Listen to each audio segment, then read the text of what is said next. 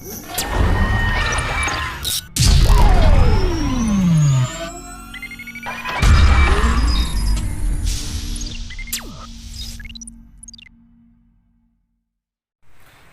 Future doctors. तो कैसे हैं आप लोग? उम्मीद करता होंगे कि अभी फिलहाल में बहुत सही नहीं होंगे, राइट। कई लोगों के मन में एक ख्याल उठ रहा है कि यार एग्ज़ाम होगा कि नहीं होगा, क्या होगा, कैसे होगा। बहुत आपके मन में जो एंजाइटी लेवल है ना आपका, वो पीक पे चल रहा है कि एग्ज़ाम होगा कि नहीं होगा। तो चलिए कुछ बात को आपके सामने रखता हूँ और कोशिश करता हूँ आपको समझाने की।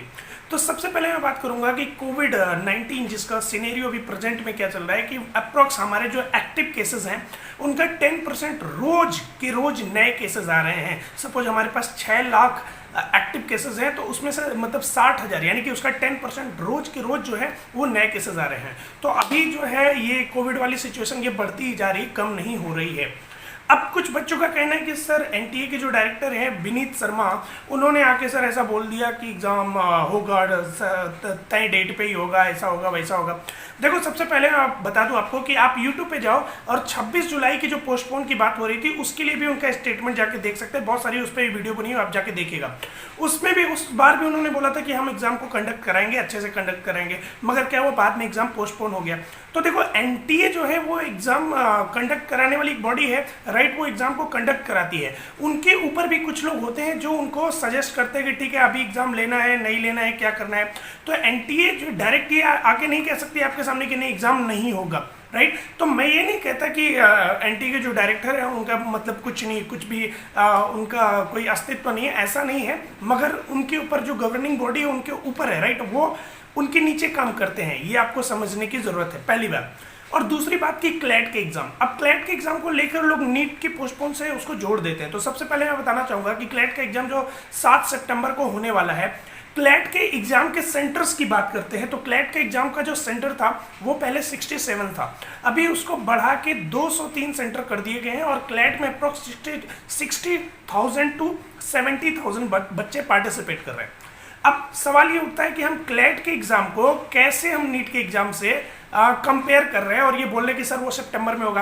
अरे सिंपल सी बात है, वो छोटा ओकेजन है यार, उसको हम कर सकते हैं, राइट ना। मगर नीट और जेईई ये बड़े एग्जाम्स है, राइट। तो उसमें हमको थोड़ा कंपेयर नहीं करना चाहिए। उसके पहले मैं आपको बताना चाहूंगा कि ये एग्जाम ऑलरेडी 4 बार पोस्टपोन हो चुका होगा। जैसे कि आपको पता होगा 10 मई, फिर 24 मई और फिर उसके बाद 21 जून और फिर उसके बाद 22 अगस्त। तो इतनी बार ये पोस्टपोन हुआ। अब नई डेट आई है 7 सितंबर की। तो अब 7 सितंबर को वैसे भी पीक आने वाला है, बहुत सारे स्टेट्स में पीक आने वाला, इवन इंडिया में भी पीक आएगा। तो क्लैट को लेकर जो अभी तक क्लैरिफिकेशन यही कि 7 को एग्जाम होने वाला है, आगे की बात क्या हो सकती है मुझे कुछ भी पता नहीं। तो क्लैट को आप कृपया करके नीट से जोड़ने की कोशिश ना करें। फिर आपसे मैं बात करना चाहूंगा कि अभी CSIR UGC नेट का एग्जाम कल आपने सुना होगा, वो ऑलरेडी पोस्टपोन था, जून में होने वाला था, पोस्टपोन था। अभी उसकी जो एक्सपेक्टेड डेट बताई जा रही है वो बताई जा रही है कि 2nd वीक ऑफ नवंबर में एग्जाम होगा। तो अब सोचो उसको भी कंडक्ट कराने वाला कौन है? एनटीए। अब देखो एनटीए एक जगह आके एनटीए के डायरेक्टर बयान देते कि नहीं हम सितंबर में एग्जाम को कंडक्ट करा देंगे और एक जगह करे कि नहीं नवंबर में, राइट। तो सोचने वाली बात है भाई, सितंबर के बाद अक्टूबर आता है, अक्टूबर के बाद नवंबर आता है और 13 सितंबर से लेके 2nd वीक ऑफ नवंबर समझ लो तो करीब करीब 2 महीने। तो 2 महीने का डिफरेंस उन लोगों को दिया जा रहा है, राइट ना। तो आपको क्यों नहीं, आपका तो नंबर जो है बहुत ज्यादा है, तो आपको क्यों नहीं मिलेगा?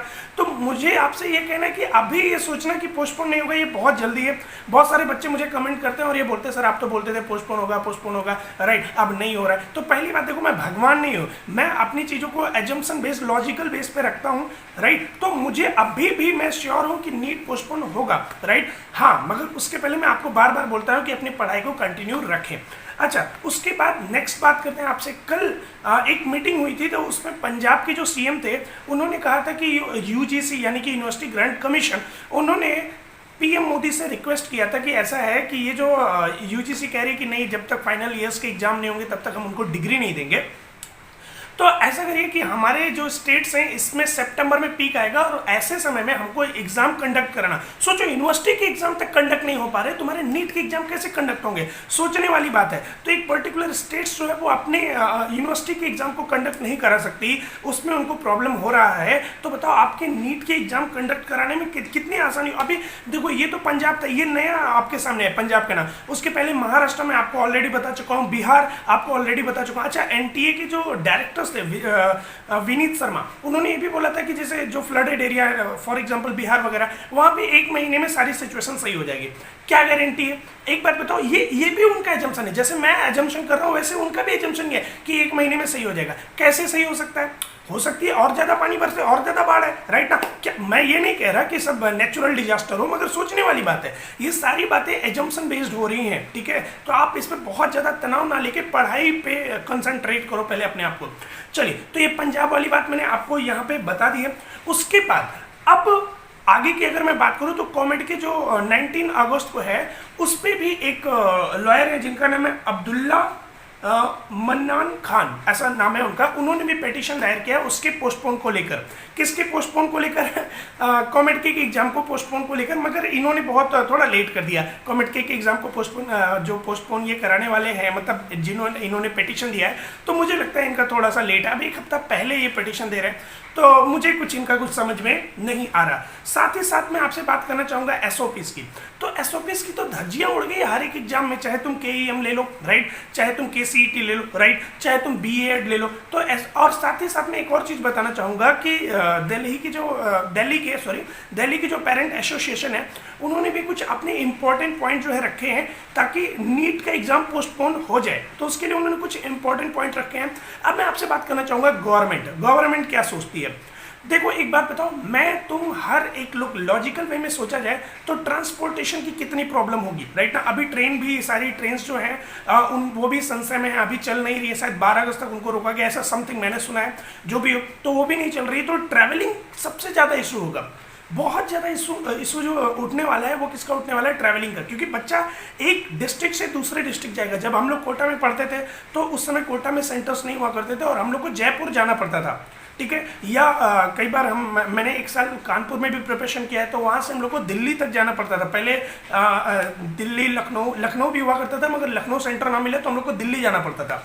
तो ऐसा चल रहा था। तो सोचो भाई, हमको एक जगह से जब दूसरी जगह जाना है, और ये क्या नॉर्मल कंडीशन है। आप किसी पॉलिटिशियन को बोलो कि एक जगह से दूसरी जगह जाए, वो कितना प्रिकॉशन सब कुछ लेकर एक जगह से दूसरी जगह जाते हैं। तो आप तो फिर भी बच्चे हो, ये सोचने वाली बात है। अब जितनी भी पॉइंट्स मैंने आपको बताई, आप इसको एनालाइज करो, राइट। अब देखो, पहली बात ये कि आप मुझे ब्लेम करते हो कि सर आपने बोला था नीट पोस्टपोन होगा। मैं अभी फिर बोल रहा हूँ, आपके सामने बोल रहा हूँ, नीट पोस्टपोन होगा। मगर एक बात अपने मन में बिठा लो कि तुमको ये नहीं सोचना है कि कब तक होगा, कैसे होगा। हो सकता है अगले 1 हफ्ते में तुमको ये सुनने को मिल जाए कि नीट पोस्टपोन होगा, हो सकता है 14 अगस्त को ही सुनने को मिल जाए कि नीट पोस्टपोन होगा, राइट। तो होगा तो आपको ऑफिशियली बता दिया जाएगा, नहीं होगा तो भी आपको पता चल जाएगा। मगर आप मेरा व्यू पूछते हैं तो मैं आपको बताऊंगा कि नीट पोस्टपोन होने वाला है, मतलब मुझे ऐसा लगता है। अब बात ये उठती है कि आपको अपनी जो भी स्टडी है उसको कंटिन्यू रखना चाहिए, अपनी स्टडी को हमेशा फ्लो में रखना चाहिए। ये नहीं कि आपने अपनी स्टडी को छोड़ दिया, आप ये कह रहे हैं कि जो ऑफिशियल स्टेटमेंट आएगा तभी हम पढ़ेंगे।